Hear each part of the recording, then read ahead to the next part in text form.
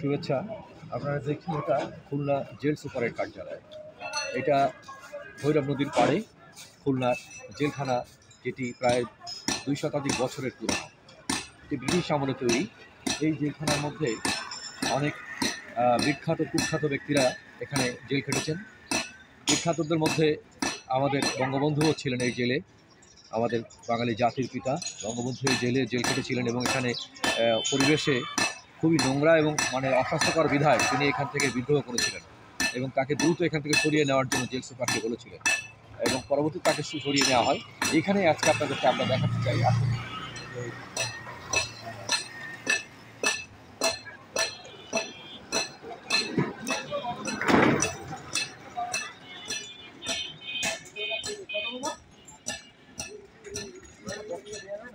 এটি জেলখানার ভিতরে একটা মসজিদ আছে, সেই মসজিদটা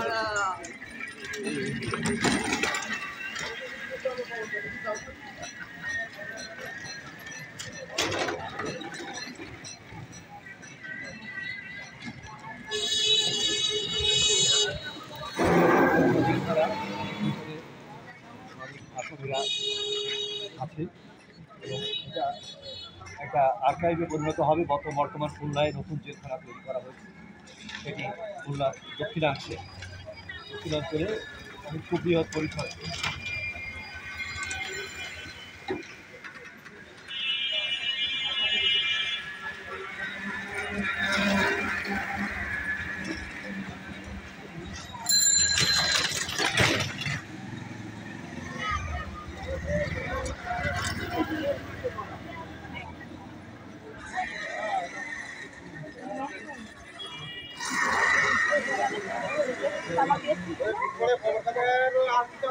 খুলনা জেলা কারাগার দেখছেন, সাইনবোর্ডে দেখা যাচ্ছে খুলনা জেলা কারাগার। এই জেলখানাতে 2004 সালে 10 মে কুখ্যাত এরশাদ সিদ্দিকীকে ফাঁসি দিয়ে লাশ এখানে রাখা হয় বেশ কিছুক্ষণ, যাতে স্থানীয় সাংবাদিকরা এবং জনগণরা জানতে পারে এরশাদ সিদ্দিকীকে ফাঁসি দেওয়া হয়েছে এবং মানুষ নিশ্চিত হল। এই জায়গায় তাকে সকালবেলা তার যে বডি দীর্ঘক্ষণ রাখা ছিল, তারপরে পরবর্তীতে তার স্বজনদের কাছে সেটি বুঝিয়ে দেওয়া হয়। এখানে সে প্রায় 4 বছর এই জেলেই ছিল এরশাদ সিকদার এবং এখানে ট্রায়াল ছিল তারপর বিভিন্ন রকম ট্রায়াল করা হয়। সে আপিলও করেছিল, রাষ্ট্রপতির কাছে প্রাণ ভিক্ষা চেয়েছিল, আপিলেও হেরে যায় এবং রাষ্ট্রপতিও তাকে প্রাণ ভিক্ষা না দিয়ে তাকে তার যে শাস্তি বহাল রাখে, ফাঁসিতে মৃত্যুদণ্ড। তার 60টির মতো মামলা তার মধ্যে ছিল, তার বিরুদ্ধে ছিল তার মামলা। তার মধ্যে 24টি চাক্ষুষ প্রমাণ ছিল। সাক্ষী ছিলেন নূরে আলম, তার ডান হাত বলে অভিহিত সেই ব্যক্তি। তাকে 24টি মামলার প্রত্যক্ষদর্শী হিসাবে সে সাক্ষী দিয়েছিল। আর যে আলামতগুলো পাওয়া গেছিল তাতে নিশ্চিত প্রমাণিত হয়েছিল যে সে একজন খুনি, সিরিয়াল কিলার, দোষী।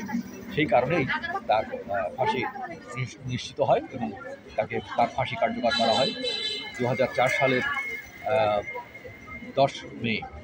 তখন আওয়ামী লীগ সরকার ক্ষমতায় ছিলেন। তারা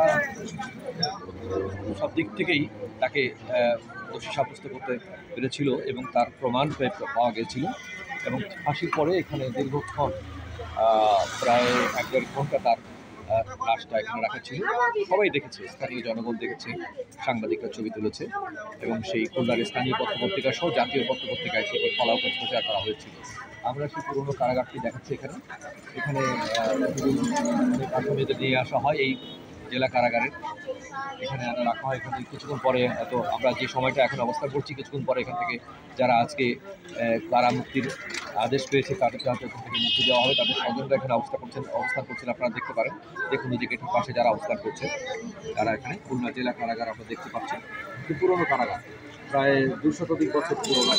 এখানে অনেক ঘটনা ঘটে গেছে, ইতিহাসের অনেক ঘটনার সাক্ষী এই কারাগার এবং অনেক কুখ্যাত ব্যক্তি অনেক তাদের জীবনের দীর্ঘ সময় এখানে জেল খেটে তারপরে তারা এখান থেকে কেউ যাবজ্জীবন খেটে বেরিয়েছেন, কেউ ফাঁসির আসামি হয়ে ফাঁসি লাশটা এখানে এখানে ফাঁসির ব্যবস্থা আছে এখানে খুলনা জেলখানায়।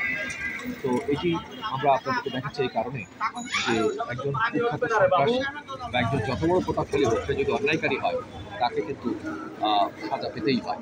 এবং সেই কারণেই আজকে দেখুন যে এরশাদ শিকদারও কিন্তু এই জেলখানায় থেকে শেষ সময় তাকে এখানে ফাঁসি ঝুলতে হয়েছে এবং তার ডেড বডি এখানে ছিল দীর্ঘদিন। ধন্যবাদ সবাইকে।